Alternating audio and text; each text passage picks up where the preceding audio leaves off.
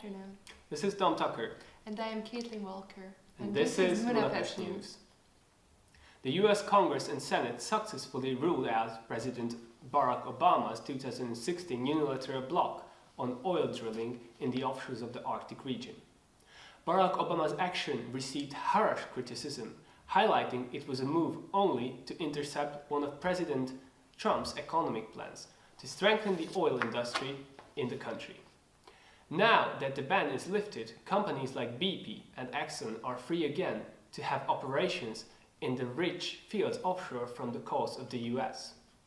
Exxon spokesman Bill Holbrook showed a sign of relief and gratitude towards the ruling.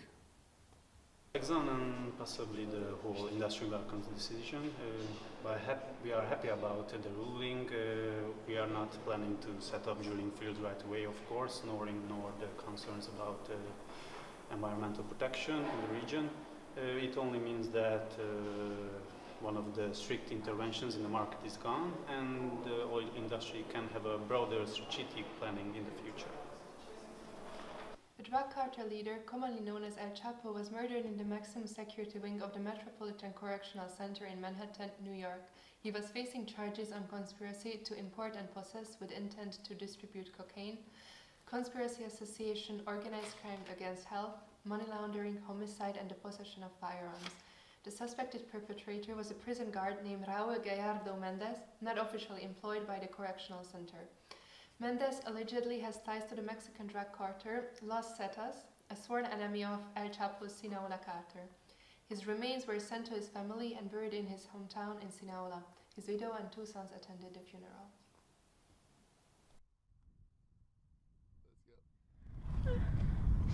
¿Por qué? Why did it have to be you, my dear husband?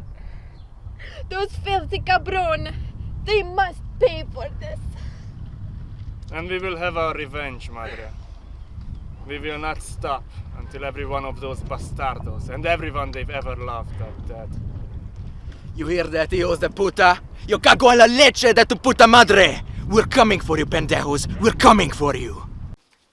9 people were killed and another 23 were injured in a shooting on the streets of Torreon, Mexico. The attackers reportedly used military-scale machine guns and even rocket-propelled grenades, popularly known as RPGs. The victims have not yet been officially identified, but experts say the killings are probably related to the death of El Chapo Guzman, former leader of Sinaloa drug cartel. Guzman's death left a power vacuum in Mexico, and his two sons reportedly swore to avenge his death on opposing drug cartel called Los Zetas. We received an exclusive footage. La madrugada del jueves, así recibieron a la Policía Federal en calles de Fresnillo, Zacatecas. Una denuncia anónima alertó de un grupo armado en el lugar. So now more news from Latin America. The people of Brazil have been protesting since today morning against the current president Michel Temer because of a solid case of corruption. After his inauguration, he promised to spend a large sum of money, especially social and humanitarian council funds, on the development of health system and the defeating of Zika virus, but no change has been made so far.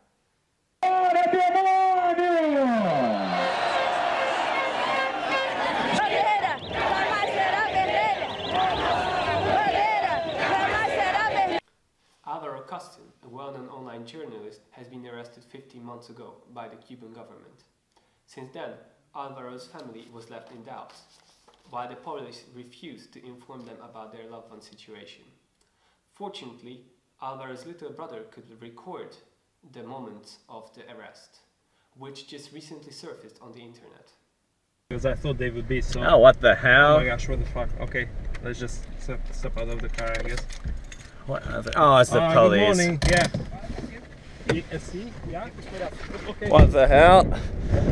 What are you doing? The negotiation about the Nicaraguan Canal and Development Project between the Nicaraguan government and the Hong Kong-Nicaragua Canal Development Investment Company, HKND, has started again.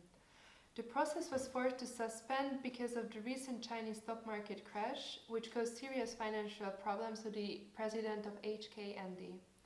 President Ortega announced that the negotiations were successful among the Nicaraguan, Chinese and Russian parties and that they are planning to sign the agreement in the Intercontinental Managua at Metrocentro Mall during those following days. We are shocked by the decision of the government. Why don't they see that this is such an unwise decision?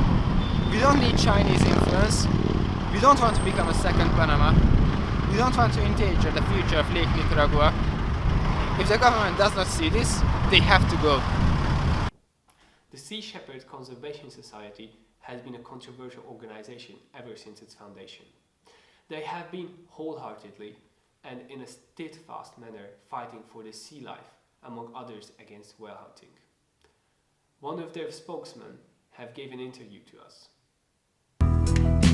How gentle these creatures are, you know, how defenseless they are, and that they really need our help. I think it's a good thing for us as humans to see them. I think more people need to witness this, have an experience, and at the same time for Sea Shepherd, it strengthens our resolve to continue this fight until whaling stops worldwide.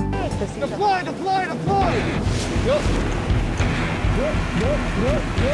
Drop Valor in the water. Is he on there? That drove right into that thing. Their current goal is to stop the Japanese government that is active near the Galapagos Islands. They claim to be carrying out experiments and doing research in the area, while the Sea Shepherds Conservation Society firmly claims that illegal hunting is taking place. The conflict is unresolved and the outcome is vague. Thank you for watching us. This was Munapest News. Have a pleasant day.